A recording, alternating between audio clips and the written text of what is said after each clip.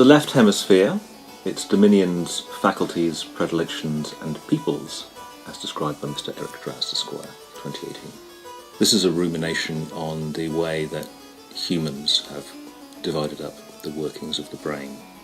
The consonants effectively highlight the human distinctions that have been drawn on top of the cortex. A lot of my work has used maps in some form or other, and I was fascinated by the idea of a 17th century map when the world was first becoming revealed and populated by the West.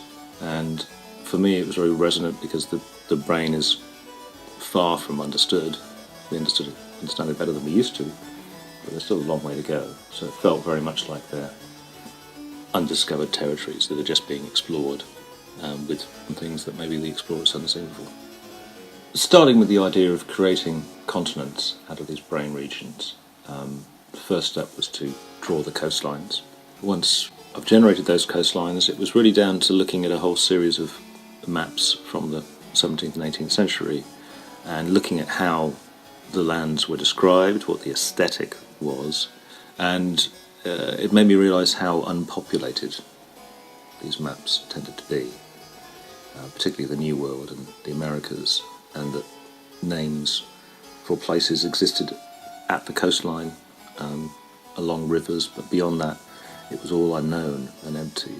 To reference that, the idea that it's the ports that were the first things to be discovered, the naming is primarily around the edges.